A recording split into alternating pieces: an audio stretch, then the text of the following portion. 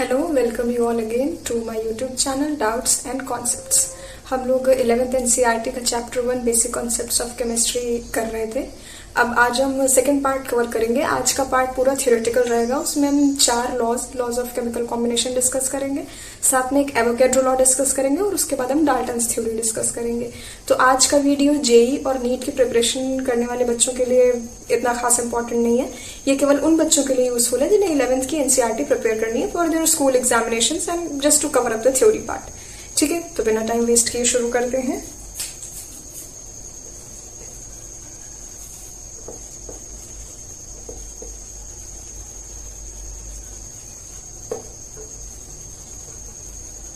हमने already class 9th में पढ़ा हुआ है कि केमिस्ट्री में कॉम्बिनेशन रिएक्शंस होती हैं जिसमें 2 या 2 से ज्यादा रिएक्टेंट्स कंबाइन करके प्रोडक्ट फॉर्मेशन करते हैं।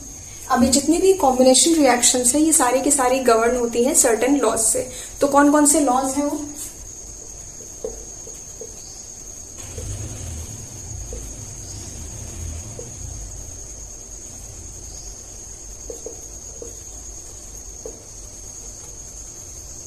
पहला लॉ है वो है लॉ ऑफ कंजर्वेशन ऑफ मास।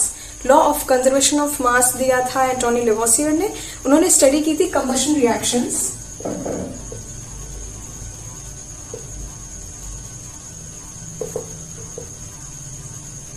इस स्टडी में उन्होंने ये देखा कि अगर किसी भी रिएक्टेंट को हम बर्न करते हैं टू फॉर्म अ प्रोडक्ट, तो रिएक्टेंट और प्रोडक्ट दोनों के मास में कोई भी चेंज नहीं होता है। जितना नेट मास रिएक्टेंट के पास था उतना ही नेट मास प्रोडक्ट के पास होता है। तो इससे उन्होंने कंक्लूड किया कि मास जो होता है that can neither be created nor can be destroyed. तो law of conservation of mass का जो स्टेटमेंट रहेगा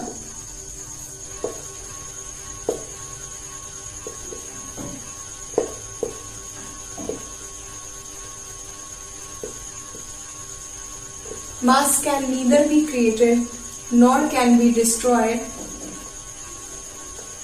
It can only be converted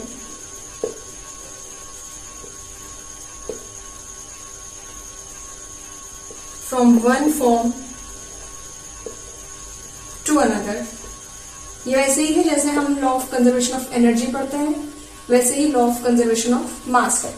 मास को ना ही हम क्रिएट कर सकते हैं ना ही हम डिस्ट्रॉय कर सकते हैं, केवल एक फॉर्म से दूसरे फॉर्म में कन्वर्ट कर सकते हैं। तो ये आपका पहला लॉ ऑफ केमिकल कॉम्बिनेशन हो गया, लॉ ऑफ कंजर्वेशन ऑफ मास। दूसरा लॉ ऑफ केमिकल कॉम्बिनेशन है हमारा लॉ ऑफ कांस्टेंट या लॉ ऑफ डेफिनेट प्रोपोर्शन।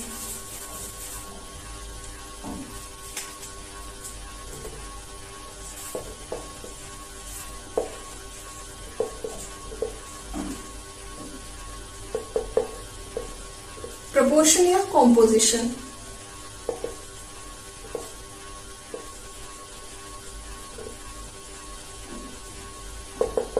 ये दिया था जोसेफ प्राउस्ट ने और उन्होंने स्टडी किया था क्यूप्रिक कार्बोनेट के सैंपल्स पर। इन्होंने क्या देखा, इन्होंने 2 सैंपल्स लिए, एक नेचुरल और दूसरा synthetic.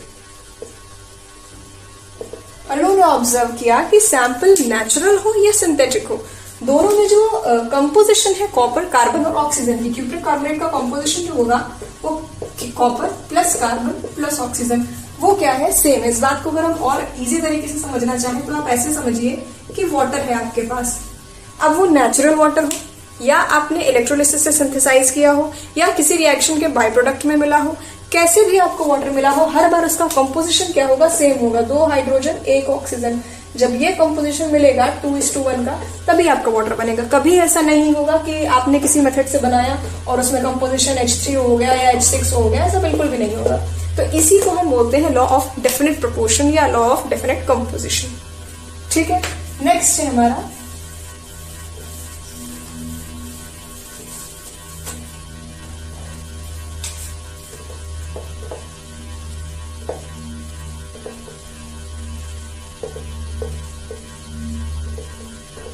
Law of multiple proportion.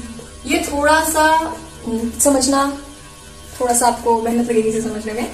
Law of multiple proportion ऐसा बोलता है कि सपोज करिए ए बी मिक्स होते हैं, ए और बी रिएक्ट करते हैं आपस में, ठीक है। और ये दो तरह के कंपाउंड्स देते हैं, सी और डी। मतलब ए और बी को मिला के हम सी भी बना सकते हैं और ए और बी को मिला के हम डी भी बना सकते हैं। और ए अगर हमने से 1 मोल लिया है तो जो B1 B2 with B1 A will give C and with B2 A will give D। इसी बात को मैंने थोड़ा सिंप्लीफाई करके लिखा है। तो ये जो B1 और B2 का रेशियो होगा ये हमेशा क्या होगा, in a form of whole number होगा।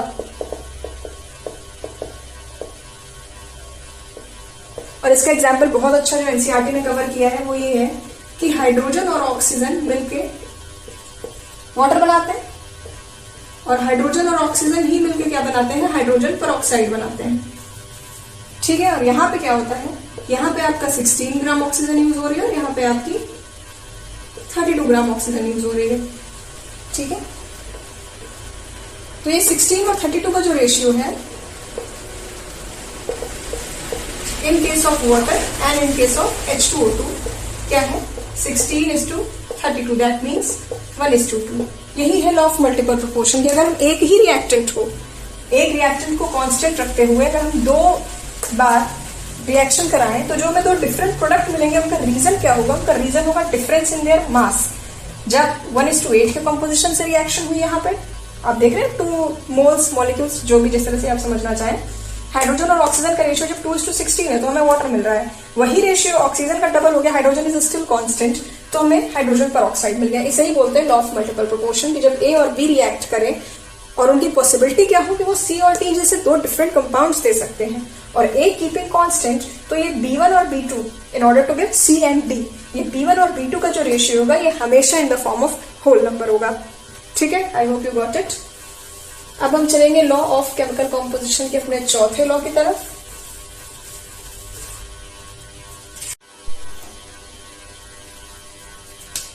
फोर्थ लॉ है हमारा गेलियोसिक्स लॉ।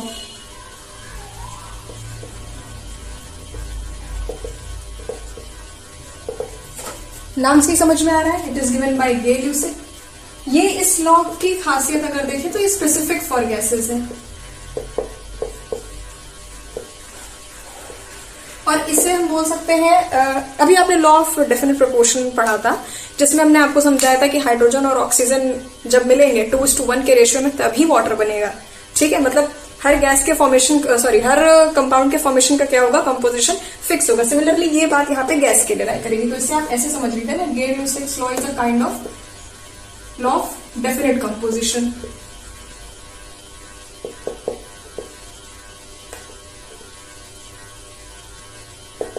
इसका अगर स्टेटमेंट में थोड़े से मैथमेटिकल लैंग्वेज में लिखूं तो ऐसा आप कह लो कि when temperature and pressure are kept constant, क्योंकि हमें पता है कि टेम्परेचर और प्रेशर के चेंज के साथ गैसेस अपना बिहेवियर चेंज करती रहती है due to their intermolecular spacing, वो एक अलग कहानी। अब इसमें इतना समझो कि अगर टेम्परेचर और प्रेशर कांस्टेंट रखा जाए तो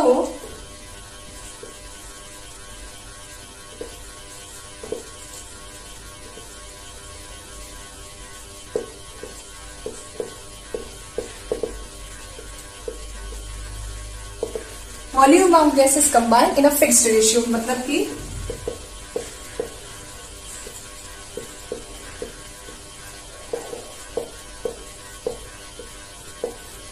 वन इस टू 3 का जो रेशियो है यही अमोनिया का फॉर्मेशन करेगा।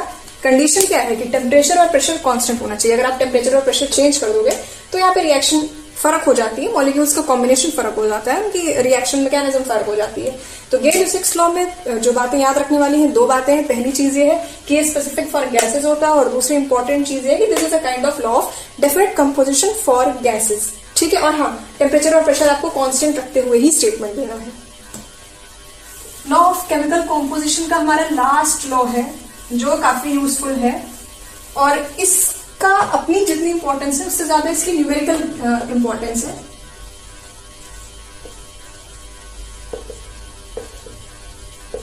Avogadro's law.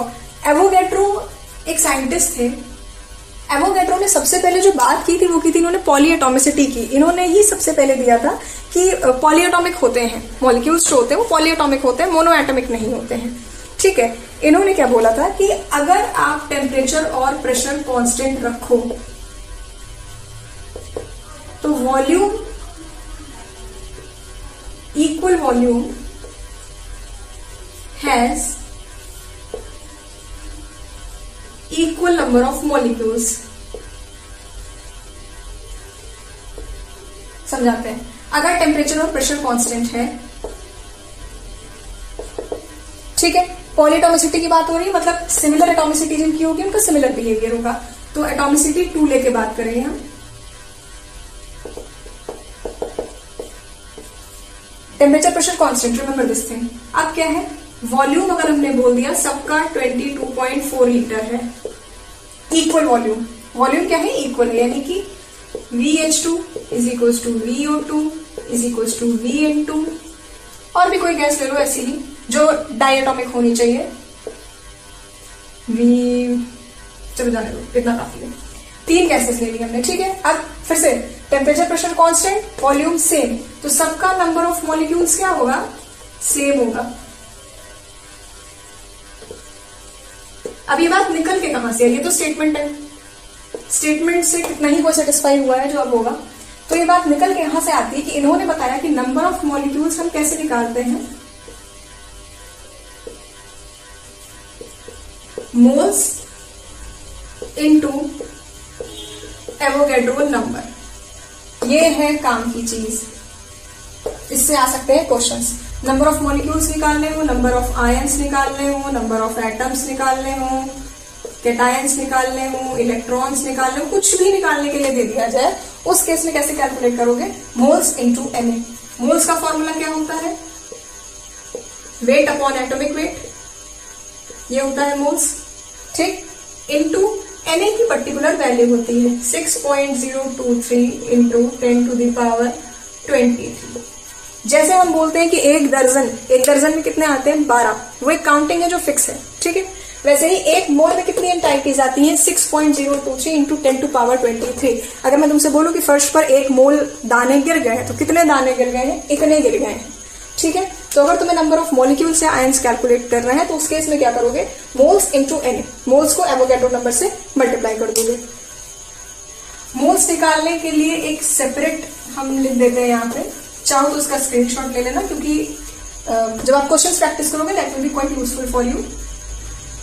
मोल्स के लिए पहला फॉर्मूला होता है वेट अपॉन एटॉमिक वेट, और दूसरा होता है वॉल्यूम अपॉन 22.4 लीटर, ठीक है। वॉल्यूम जिसमें भी दिया हो उसको पहले लीटर में कन्वर्ट कर लेना, उसके बाद 22.4 से डिवाइड कर देना, ठीक है। तो ये दोनों फॉर्मूले जो है ये काम की चीज है। इस जितना मैंने अब तक पढ़ाया उसमें अगर कोई ऐसी चीज है जो यूजफुल है क्वेश्चंस पॉइंट ऑफ व्यू से या नीट और जेई के पॉइंट ऑफ व्यू से, तो वो इतनी चीज है अभी केवल, ठीक है। अब आज के लेक्चर का हमारा last part, Dalton's atomic theory.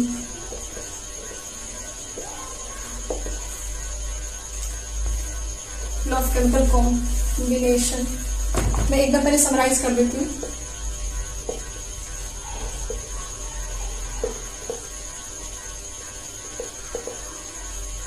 Law of chemical combination में हमने क्या क्या कवर किया, लॉ ऑफ कंजर्वेशन ऑफ मास, जिसमें हमने ये सीखा कि मास ना ही क्रिएट हो सकता है ना ही डिस्ट्रॉय हो सकता है, केवल एक फॉर्म से दूसरे फॉर्म में कन्वर्ट किया जा सकता है। इसको स्टडी किया था लेवोसियर ने with the help of combustion reactions. दूसरा law of definite composition. Law of definite composition का मतलब ये हुआ कि कोई कंपाउंड नेचुरल हो, सिंथेसिस से बना हो, या किसी भी सोर्स से बाय प्रोडक्ट की तरह हो, हमने सिंथेसाइज किया हो पर्पसली, कैसे भी हो उसका कंपोजिशन हमेशा सेम रहेगा। इसकी स्टडी हुई थी क्यूप्रिक कार्बोनेट से। यहाँ पे मैं ट्रिक पॉइंट्स लिख देती हूँ। इसकी स्टडी हुई थी कंबशन से, इसकी स्टडी हुई थी क्यूप्रिक कार्बोनेट से,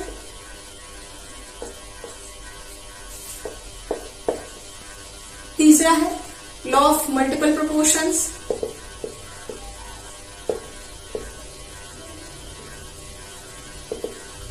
इसको कंपेयर किया गया था हाइड्रोजन और हाइड्रोजन पेरोक्साइड के सिंथेसिस से, जहां पे दोनों बार ऑक्सीजन का रेशियो क्या निकल के आया था, 1:2।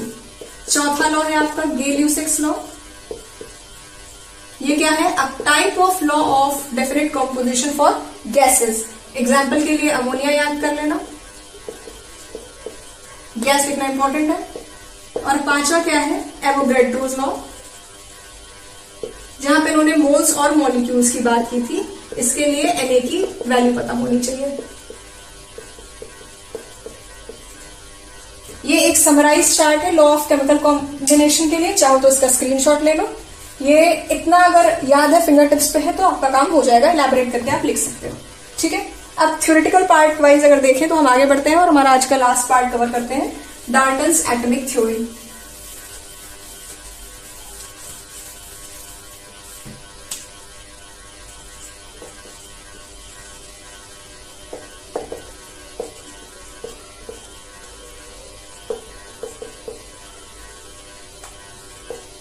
डाल्टन्स एटॉमिक थ्योरी पूरी तरीके से थ्योरी ही है, कुछ खास एज सच इसमें है नहीं। अगर हम इसके पोस्टुलेट्स नोट करें तो सबसे पहला है matter is made up of atoms.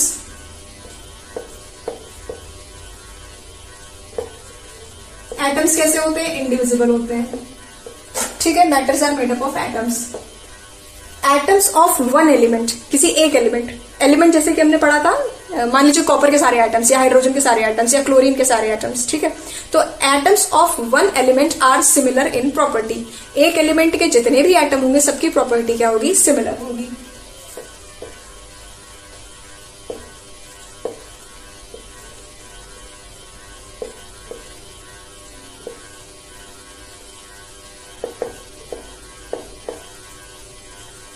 दूसरी चीज, एक एलिमेंट के एटम्स दूसरे एलिमेंट के एटम से बिल्कुल डिफरेंट होंगे।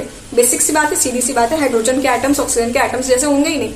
बस वही बात उन्होंने अपनी थ्योरी में बता दी थी। Atoms of one, atoms of one element are different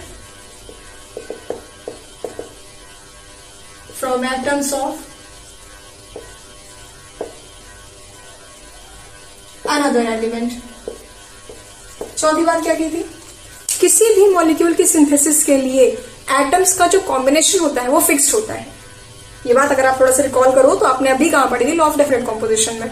ठीक है, atoms combine in a fixed ratio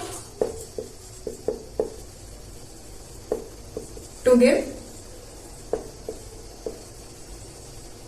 a molecule or a compound, whatever you can say, better to be write molecule। Molecules की synthesis से compound बनता है, तो अभी आप molecules पे ही चलो। ठीक है, और इन्होंने क्या बात की थी, हाँ एक बात इन्होंने और की थी, law of conservation of mass वाली। Atoms are neither created nor destroyed but rearranged only in a reaction। For example, iron की रिएक्शन कॉपर सल्फेट से कराया, आयरन सल्फेट और कॉपर मिला। ये चीज क्लास 9 में पढ़ी थी हमने डिस्प्लेसमेंट रिएक्शन में। अब आप देखो FeSO4 बाहर से नहीं आया, कोई भी एटम क्रिएट नहीं हुआ है। इस SO4 को क्या हुआ है, रीअरेंज कर दिया गया आयरन के साथ और यहाँ पे बन गया FeSO4। ठीक है, तो वही बात है जो लॉ ऑफ कंजर्वेशन ऑफ मास में भी हमने पढ़ी थी। मास के टर्म्स में, कंजर्वेशन ऑफ एनर्जी में हम पढ़ते हैं एनर्जी के टर्म्स में। डाल्टन ने उसी बात को बोल दिया है एटम के टर्म्स में, बस उन्होंने एक नया फ्रेज ऐड कर दिया, रीअरेंजमेंट। कि ना ही एटम क्रिएट होता है किसी रिएक्शन में, ना ही एटम डिस्ट्रॉय होता है किसी रिएक्शन में, केवल रीअरेंजमेंट ऑफ एटम होता है जिससे हमें नया प्रोडक्ट मिल जाता है। ठीक है, ये डाल्टन की एटॉमिक थ्योरी है। इसका चाहे तो इसका भी स्क्रीनशॉट ले लो, नोट कर लो। 5 मेन पॉइंट्स हैं जो नोट कर सकते हो। फेलियर तो नहीं कहेंगे, एक ड्रॉबैक कहेंगे। एक जो ड्रॉबैक था वो ये था कि it failed to explain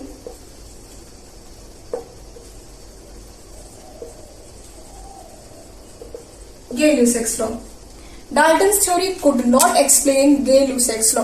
although Gay-Lussac's law कुछ अलग नहीं है, Gay-Lussac's लॉ वही है जो अपना फिक्स्ड कॉम्पोजिशन, ये फोर्थ पॉइंट में जो बात हमने बोली है यही Gay-Lussac's लॉ है। लेकिन जिस तरह से उन्होंने, अगर आप बाकी 5 थ्योरीज देखो लॉ ऑफ केमिकल कॉम्पोजिशन की, तो उन्होंने अलग अलग दे दी है। लेकिन ये जो Gay-Lussac's लॉ है इसको उन्होंने अलग से एक्सप्लेन नहीं कर पाए, तो ये एक ड्रॉबैक माना जाएगा डाल्टन की थ्योरी का। ठीक है, एक छोटा सा पार्ट और है, वो इसी वीडियो में कवर कर लेते हैं, इतनी ज्यादा इसकी इंपॉर्टेंस नहीं है। हाँ, किसी शॉर्ट क्वेश्चन में थोड़ा सा छोटा सा एक्सप्लेनेशन में आ सकता है। What are isotopes and what are isobars. ठीक है, कोई भी एटम जो होता है उसका ये होता है कॉम्पोजिशन, ये होता है atomic mass, sorry atomic number, और ये होता है आपका एटॉमिक मास। ठीक है, आइसोटोप्स में क्या होता है, same atomic mass but different atomic number, और आइसोबार में क्या होता है, सेम एटॉमिक, मैंने कुछ तो गड़बड़ किया है, same atomic number but different atomic mass. Isotope में क्या होता है, difference in atomic mass. Isotope की साइड मैंने इसीलिए एटॉमिक मास लिखा था, ये इधर एटॉमिक मास सेम होता है, एटॉमिक नंबर सेम होता है, और इधर एटॉमिक मास सेम होता है।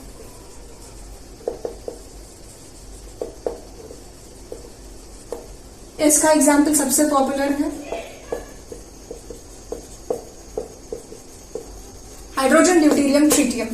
ठीक है, आइसोबार के एग्जाम्पल पीरियोडिक टेबल से आपको मिल जाएंगे। कोई भी दो एलिमेंट्स ऐसे आप कंपेयर कर सकते हो जिनका एटॉमिक मास सेम हो पर एटॉमिक नंबर क्या हो, डिफरेंट हो।